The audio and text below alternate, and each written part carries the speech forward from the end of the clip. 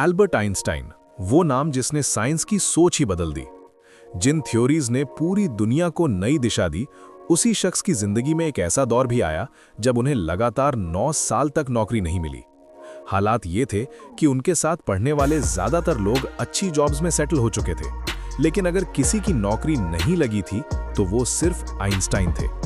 हैरानी की बात यह है कि वही बच्चा जिसे स्कूल में स्लो लर्नर कहा जाता था, जिसे टीचर्स एवरेज या कमजोर समझते थे, उसी इंसान को जिंदगी में एक दिन इजराइल का राष्ट्रपति बनने का ऑफर मिलेगा, ये किसी ने सोचा भी नहीं था। आइंस्टाइन का जन्म 1879 में जर्मनी के उल्म शहर में हुआ। बचपन से ही वो बाकी बच्चों से अलग थे।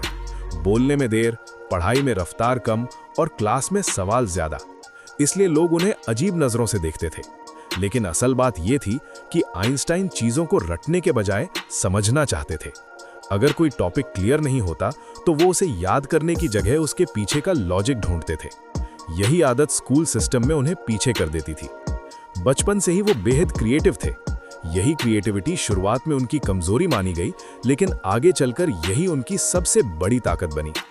उनकी शुरुआती पढ़ाई म्यूनिख में हुई, जहां का सख्त और डिसिप्लिन वाला एजुकेशन सिस्टम उन्हें बिल्कुल पसंद नहीं आया। तंग आकर उन्होंने स्कूल छोड़ दिया और अपने परिवार के साथ स्विट्जरलैंड शिफ्ट हो गए, जहां शिक्षा का माहौल ज्यादा खुला था। वहां उन्होंने ज्यूरिख पॉलिटेक्निक में फिजिक्स और मैथमेटिक्स पढ़ने के लिए एंट्रेंस एग्जाम दिया। मैथ्स और फिजिक्स उन्होंने आसानी से सॉल्व कर लिया, लेकिन जियोलॉजी, लिटरेचर और पॉलिटिक्स जैसे सब्जेक्ट्स में बुरी तरह फेल हो गए। प्रोफेसर उनके मैथ्स फिजिक्स के जवाब देखकर हैरान थे। जब पूछा गया कि ये सब किसने पढ़ाया, तो आइंस्टाइन ने साफ कहा, मैंने खुद सीखा है।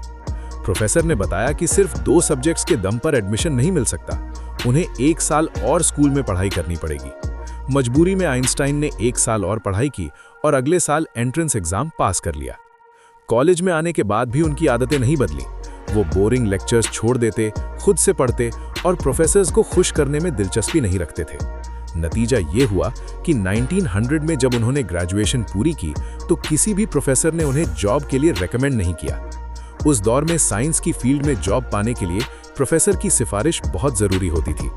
आइंस्टाइन के पास ना कोई स्ट्रॉन्ग रेफरेंस था, ना कोई मेंटोर। उनके कई क्लासमेट्स जो उनसे कम टैलेंटेड थे, अच्छे पदों पर पहुंच गए, सिर्फ इसलिए क्योंकि उनके पास सपोर्ट था।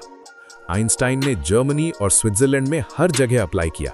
यूनिवर्सिटीज, स्कूल्स, रिसर्च इंस्टीट्यूट्स, हर जगह से एक ही जवाब आया, हमें अफसोस है, हम आपको हायर नहीं कर सकते।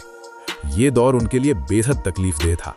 उनकी डायरियों और लेटर से पता चलता है कि वो अंदर से टूट चुके थे। उन्होंने लिखा था कि ऐसा लगता है जैसे दुनिया को उनकी जरूरत ही नहीं। पैसों की तंगी, शादी का प्रेशर और खुद से निराशा, सब कुछ एक साथ चल रहा था।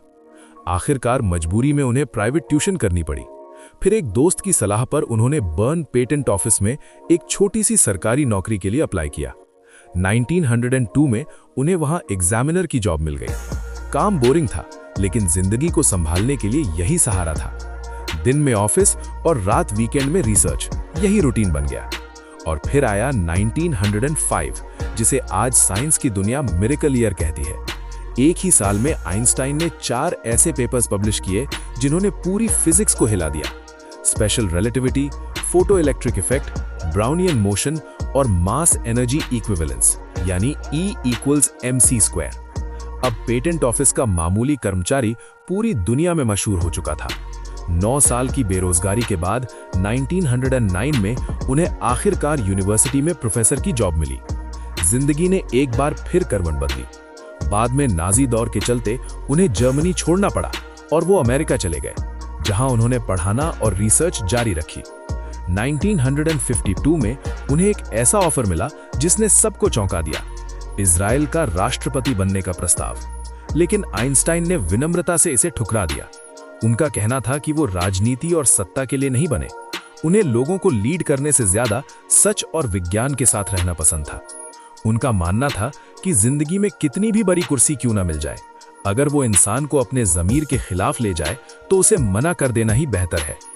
एल्बर्ट आइंस्टाइन की कहानी हमें यही सिखाती है कि देर से मिलने वाली कामयाबी भी सबसे बड़ी कामयाबी बन सकती है, और जो दुनिया आज नहीं समझती वही कल इतिहास बदल देता है।